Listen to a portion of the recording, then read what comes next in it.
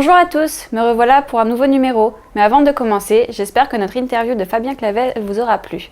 Vous pourrez très vite la retrouver en version intégrale. Aujourd'hui, nous commencerons comme d'habitude avec les amuse-gueules qui seront présentées par Anna, puis elle laissera la place à Enzo. Ensuite, nous passerons au plat du jour avec Alexis qui nous présentera un roman s'intitulant L'héritier de Draconis. Puis nous laisserons la place à Lucas pour un sushi. Et enfin, nous terminerons comme d'habitude avec une petite surprise, l'interview de la semaine. Mais tout de suite, passons aux news. Bonjour Anna, de quoi vas-tu nous parler ? Aujourd'hui, je vais vous présenter la sortie d'un nouveau shoujo manga intitulé Plus jeune que moi, qui paraîtra le 11 mai en France aux éditions Akata. Créé par Chihiro Hiro, il s'agit du premier manga de cette jeune auteure. C'est aussi le premier titre du nouveau label Shoujo Feel Good, ayant pour but de distraire les lectrices et les lecteurs. Cette histoire nous fait découvrir la naissance d'un amour entre deux adolescents. En effet, Mihiro, une lycéenne et sœur aînée d'une grande fratrie composée de 4 petits frères, fait la rencontre d'un jeune garçon. Elle lui vient en aide car son vélo vient de dérailler. Elle le considère comme son nouveau petit frère, ce qui n'est pas réciproque. Son nouvel ami éprouve des sentiments à son égard. Petit à petit vont se créer des liens entre eux. Merci, et maintenant c'est au tour de Enzo. Les éditions Syros viennent de publier le 6 avril 2017 2 livres dans une toute nouvelle collection intitulée Kilim, un mot turc désignant une technique traditionnelle de fabrication de tapis. Chaque ouvrage vaut 6,40 €. Les deux ont été écrits par Catherine Zarcat, une conteuse dont on peut retrouver toujours chez Syros quelques titres dans la collection Paroles de conteur. Le premier titre, l'Avatar, raconte l'histoire de Krishna, un avatar bleu et adorable créé par Vishnu, un dieu hindou. Le second, Quelle chance ce manque de peau, présente le débat entre Saad et Saadi concernant la richesse. L'un croit qu'il suffit de donner de l'argent à un noble pour le rendre riche, alors que l'autre pense que c'est beaucoup plus profond que ça. Laissons la place à Alexis. Peux-tu nous présenter le plat du jour de cette émission ? Bonjour Blanche et bonjour chez Croque Lecteur. Aujourd'hui, pour le plat du jour, je vous ai préparé une chronique sur le nouveau livre de Karina Rosenfeld, L'héritier de Draconis. Celui-ci est paru le 16 mars 2017 aux éditions Gulfstream. Nous avions auparavant interviewé l'auteur lors du salon du livre jeunesse de Magny-en-Vexin. Peux-tu nous présenter ce livre ?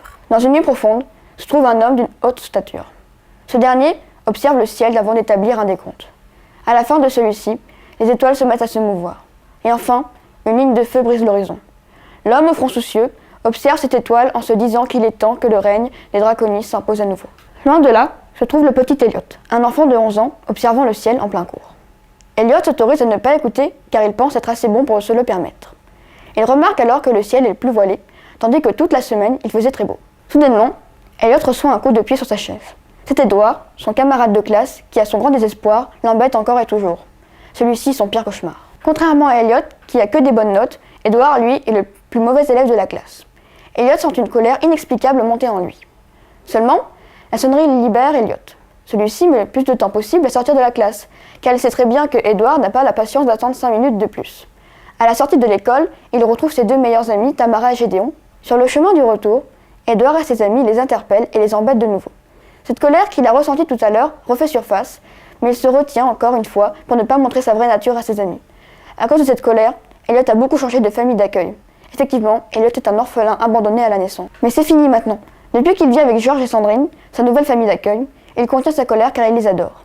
Pendant que Edward et ses amis embêtent Elliot, le frère de Tamara, Gabriel, apparaît et sauve les 3 enfants. Plus tard dans la soirée, Tamara rend visite à Elliot pour observer les étoiles. Depuis tout petit, Elliot adore l'astronomie. Et ce soir, c'est l'étoile Alpha Draconis qu'ils vont observer. Celle-ci est très rare.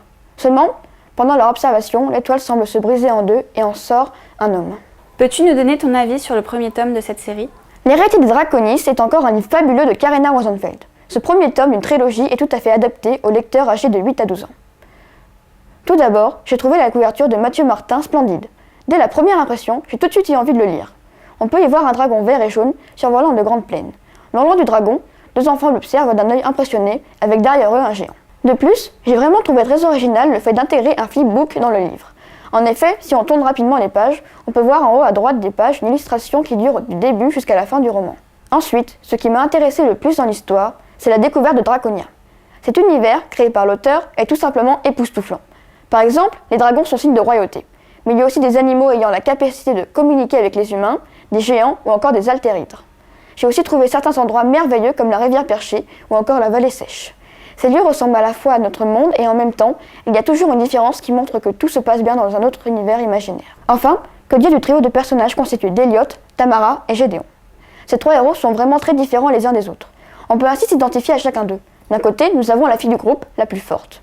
Ensuite, nous avons le garçon maladroit et drôle. Et enfin, le personnage principal du groupe, le plus important, mais qui est très solitaire, a une particularité que les autres n'ont pas. Ce trio de personnages m'a beaucoup rappelé le trio d'amis dans le livre La quête des livres mondes. Ainsi, Zek peut être associé à Elliot, Louis à Gédéon et Eden à Tamara. J'ai aussi trouvé amusant le clin d'œil à Gulliver dans le livre. Effectivement, Gulliver est, comme dans le livre de Jonathan Swift, un géant dans un monde de petites personnes.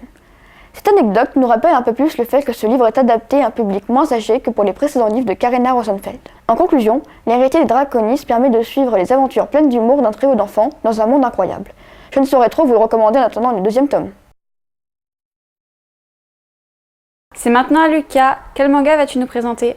Bonjour Blanche et bonjour les croque-lecteurs. Aujourd'hui, je vais vous parler de To Your Eternity, dernier manga de Yoshitoki Oima, connu pour la série A Silent Voice. Ce manga est paru le 19 avril chez Pika. Il compte actuellement 2 tomes au Japon.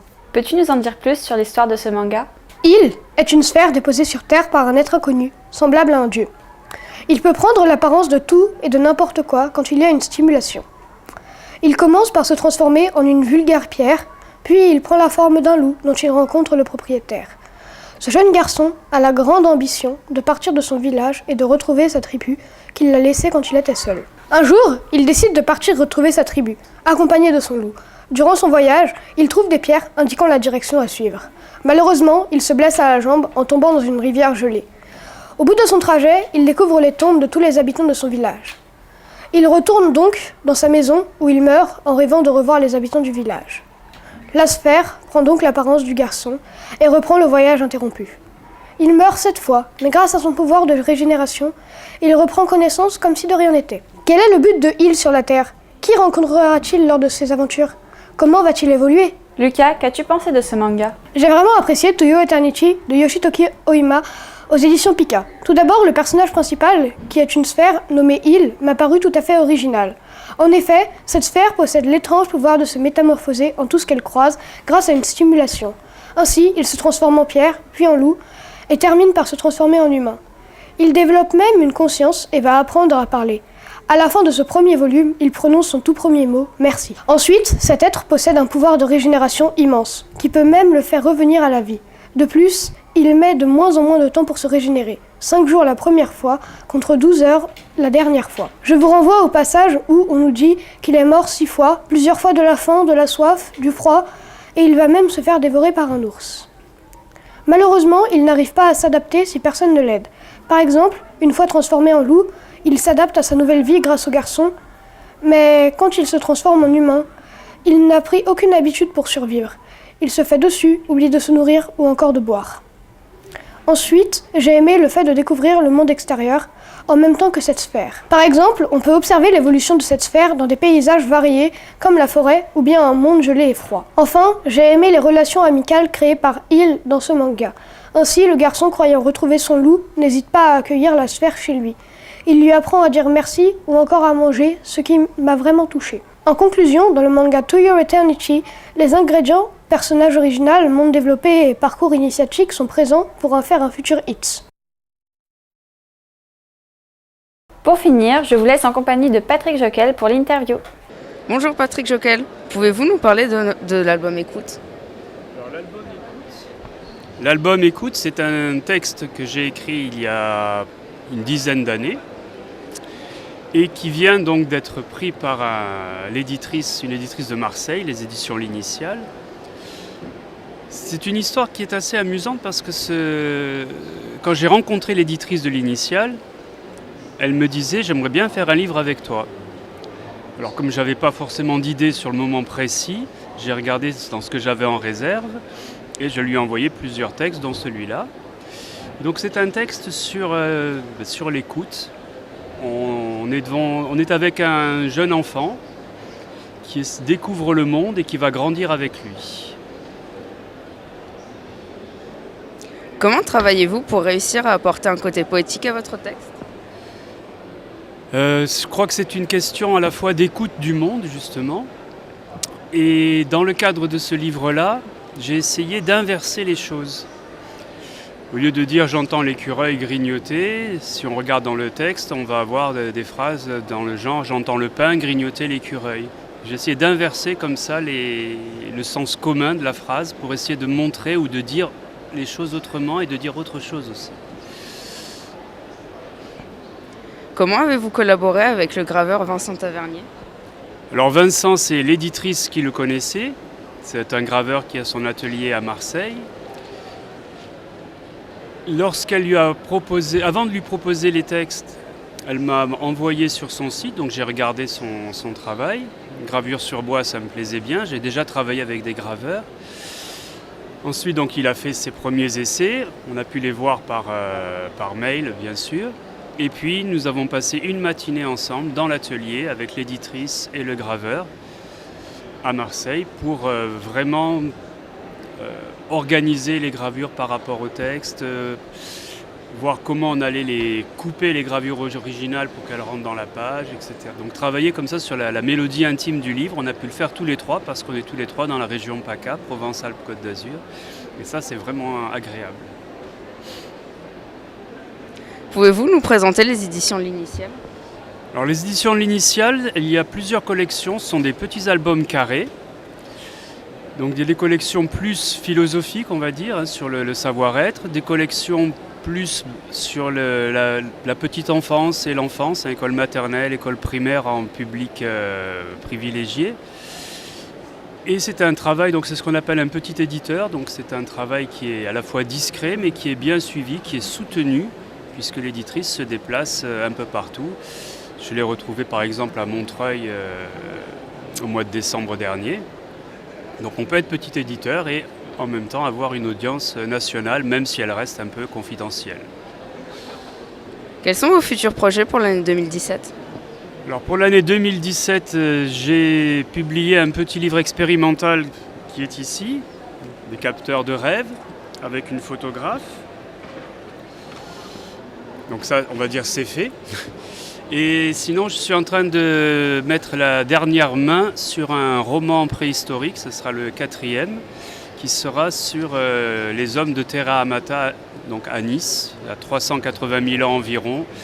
Ils avaient le feu, comment vivaient-ils à ce moment-là? Comment vivaient les premiers Niçois, si on veut?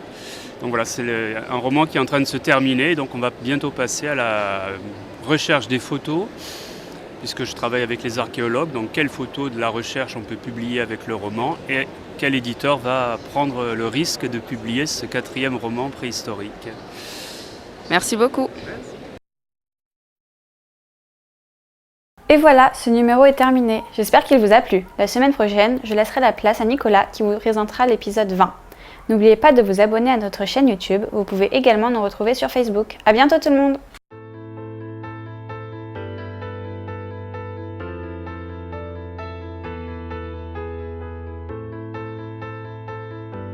Je vais essayer autour d'Enzo. Et voilà! Pourquoi tant de haine? Un mot turc. 2 livres. Non, mais j'aurais pas dû faire le poulet comme ça devant. J'ai vraiment apprécié Toyo Eternity de Yoshitoki Oima aux éditions Pika. Parce qu'il y a un point. J'ai des pectoraux. Je vais te frapper, Mathéo. J'arrive plus à me concentrer à cause de toi. Je vais comme ça, je vais bouder. Je suis d'Eliott, Tamara et Gédéon. C'est 3-0. Oh pardon. C'est gênant.